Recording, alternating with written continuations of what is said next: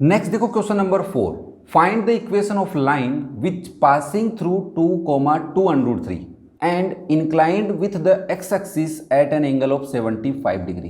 देखो अभी तक के क्वेश्चन में हमने एक चीज नोटिस की थी, हमारे एक पॉइंट गिवन था और साथ में स्लोप था, बट अब की बार स्लोप की इन्फॉर्मेशन चेंज कर दी उसने कहा क्या है कि आपकी जो लाइन है, मान लेता हूँ मैं, ये हमारी एक्स एक्सिस और वाई एक्सिस है, समझाने के लिए ध्यान से देखना थोड़ा सा, ये बच्चा आपकी वाई एक्सिस है और ये आपकी एक्स एक्सिस है। एक लाइन है जो किससे पास हो रही है, 2,2√3, तो मतलब 2 यहाँ पे होगा और ये लगभग यहाँ पे लगभग आपका पॉइंट मिलने वाला है आपको 2,2√3, इस पॉइंट से पास हो रही है और कितने डिग्री का एंगल बना रही है विथ एक्स एक्सिस।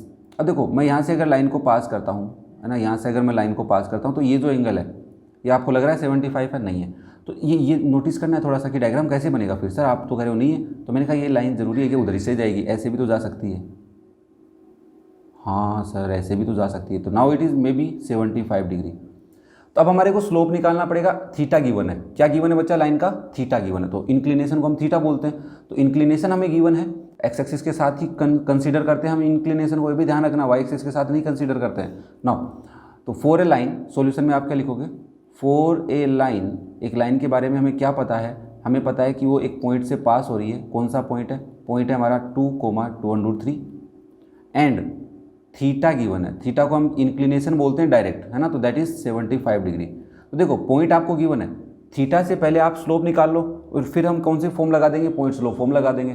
तो स्लोप क्या होता है, स्लोप, सिंस स्लोप जिसको हम एम बोलते हैं that is tan theta, okay, तो m equals to tan theta की मतलब tan 75 डिग्री।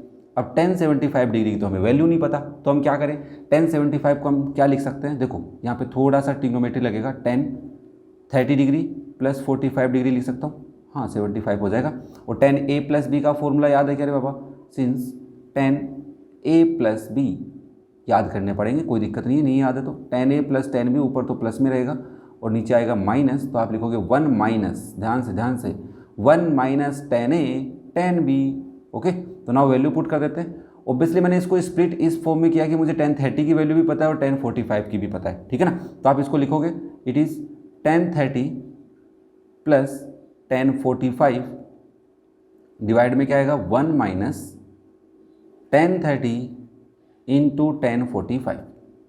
अब मैं यहाँ पे तुम्हें वैल्यू बता देता हूँ ब्रैकेट में कि सिंस tan 30 डिग्री कितना होता है 1/√3 होता है एंड tan 45 कितना होता है 1 डिग्री, 1 कितना होता है 1 होता है, तो वैल्यू पुट कर दो। तो आप tan 30 की जगह क्या लिखोगे 1/√3 plus 1 divide by 1 minus 1/√3 into 1। ऊपर एलसीएम ले लो, तो न्यूमरेटर में एलसीएम क्या आएगा √3 आएगा, तो क्या लिखूंगा मैं 1 प्लस √3 हो जाएगा न्यूमरेटर में। डिनोमिनेटर में भी एलसीएम क्या आएगा 1, इसके नीचे 1 है भाई, ऑब्वियसली यहाँ पे भी तो 1 ही था, तो 1 और √3 का एलसीएम √3 लिया। अब ऑब्वियसली न्यूमरेटर √3 का डिवाइड करो √3 में 1 टाइम जा रहा है तो ऊपर 1 आया, प्लस 1 का डिवाइड √3 में √3 टाइम तो √3 लिख दिया। वैसे ही नीचे एलसीएम तो आया √3, इस 1 का डिवाइड डिनोमिनेटर का डिवाइड एलसीएम में किया, √3 टाइम गया, √3 को न्यूमरेटर से मल्टीप्लाई, तो 1 इंटू √3 माइनस 1। अब इसको थोड़ा सा सिंप्लीफाई और कर देता हूँ मैं, 1 प्लस √3 डिवाइड बाई √3, न्यूमरेटर तो सेम रहेगा बट डिनोमिनेटर रेसिप्रोकल होकर मल्टीप्लाई होता है, तो √3 ऊपर चला गया, देखो नीचे √3 था वो ऊपर चला गया और √3 माइनस 1 नीचे आ गया, ये कैंसिल हो गए, तो आपके पास वैल्यू क्या बची 1 प्लस √3 डिवाइड बाय √3 माइनस 1। अब तुम चाहो तो इसको रेशनलाइज कर सकते हो, नहीं करते हो तब भी काम चल जाएगा। रेशनलाइज का मतलब होता है कि नीचे √3 या अनरूट में नंबर नहीं रहना चाहिए। तो अगर मैं सॉल्यूशन की बात करूँ एनसीईआरटी के अकॉर्डिंग तो उसने नहीं कर रखा है, ठीक है ना, तो √3 में ही वैल्यू रख रखी है, तो मैं इसको √3 के अकॉर्डिंग ही सोल्व कर लेता हूँ। तो मेरे पास m क्या आ गया है देख लो भाई, 1 plus √3 divide by √3 minus 1। Obviously कई बच्चे इसको ऐसे लिख देंगे तो गलत नहीं होगा, √3 प्लस 1 डिवाइड बाई √3 माइनस 1। थोड़ी शक्ल अच्छी लग रही है, चेहरा अच्छा लग रहा है इसका, तो इसलिए मैंने इसको ऐसे लिख दिया है। अब मुझे क्या करना है, अब मुझे पॉइंट पता है, इस पॉइंट से जा रही है और स्लोप पता चल गया है, तो पॉइंट स्लोप फॉर्म में लिखूंगा, तो इक्वेशन ऑफ लाइन जिसको हम ब्रैकेट में लिख देते हैं, पॉइंट स्लोप फॉर्म से काम कर रहे हैं, पॉइंट स्लोप फॉर्म, क्लियर है, क्या होती है भाई y minus y naught equals to m into x minus x naught. तो बताओ देखो ये आपका y नोट एक्स नोट है, ये आपका y नोट है, एक्स नोट कितना है 2, y नोट कितना है 2√3, और स्लोप m कितना पता किया हमने, √3 + 1 divide by √3 - 1। Okay, value put कर दो, तो ये ब्रैकेट में लिख देते हैं, ये हमने वैल्यू फाइंड आउट करनी थी, है ना। तो नाउ पुट करो y - 2 √3 equals to √3 + 1 divide by √3 - 1 into x - 2। देखो ये √3 - 1 है, इसको इधर लेके आता हूँ मैं LHS में और इसको इसके अंदर मल्टीप्लाई कर देंगे। तो देखो इसको ऐसे लिख सकते हैं √3 - 1 इंटू y - 2 √3 इक्वल में √3 + 1 इंटू x - 2। ठीक है भाई, क्लियर हो रहा है यहाँ तक। देखो √3 को पहले मैं मल्टीप्लाई करूँगा तो हो जाएगा √3y - 2 इंटू 3। देखो √3 को √3 से मल्टीप्लाई करेंगे तो क्या होगा 3, 2 साथ में माइनस, देखो -1 को y से करूँगा तो -y, -1 को माइनस से करूँगा तो +2 √3 हो जाएगा। सिमिलरली इधर करो √3 into x √3x, √3 into -2 -2 √3, +1 into x +x -2। देखो ये 6 हो गया, ये -y हो गया, सबको उधर लेके चलते हैं। तो देखो इधर क्या है, पहले से √3x है, प्लस x को पास में लिख लेता हूँ इसके, -2 √3 -√2। उधर से देखो पहले मैं लाया -6 को तो ये हो गया +6, फिर मैं +2 √3 को इधर लाया तो ये हो गया -2 √3, फिर मैं √3y को लाया तो -√3y और प्लस का क्या हो गया y, क्योंकि -y था उधर आया +y इक्वल्स टू 0। हमें इक्वेशन फॉर्म में क्या चाहिए, x की टर्म चाहिए, y की टर्म चाहिए और कांस्टेंट चाहिए।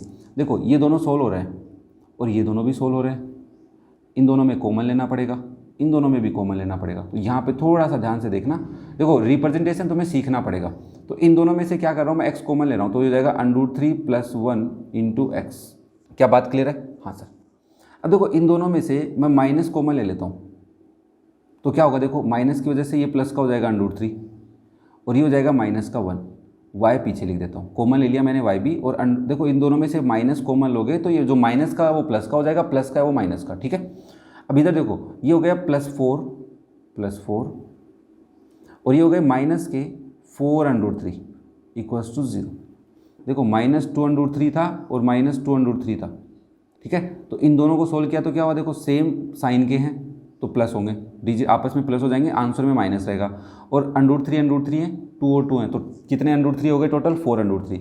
इसमें से भी तो कॉमन ले सकते हैं, ले लो। इसको आप लिखोगे √3 + 1 into x minus √3 - 1 into y, और इधर मैं प्लस या माइनस कॉमन लो, +4 ले लेता हूँ, कोई दिक्कत नहीं है। तो यहाँ पे बचेगा 1 - √3 इक्वल्स टू 0।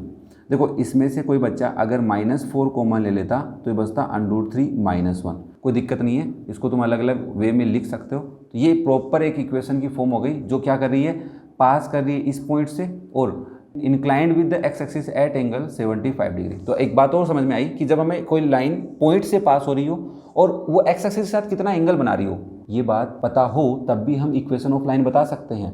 बस हमें इंक्लिनेशन की हेल्प से पहले m निकालना पड़ेगा, that is slope find out करना पड़ेगा। क्लियर हो रहा है सबको? तो ये था क्वेश्चन नंबर 4। जिसको भी कोई डाउट हो कमेंट करके पूछे। वीडियो पसंद आए तो लाइक करें, शेयर करें अपने दोस्तों के साथ और चैनल को कर ले सब्सक्राइब ताकि क्लास 11th NCERT के किसी भी एक्सरसाइज के वीडियो का सॉल्यूशन आपसे मिस नहीं हो। और अगर आपको चेक करना है कि क्लास 11th NCERT के किसी एक्सरसाइज के क्वेश्चन का सॉल्यूशन देखना है तो डिस्क्रिप्शन में लिंक मिलेगा, आई बटन में भी लिंक मिल सकता है, जाके चेक करें। Thank you.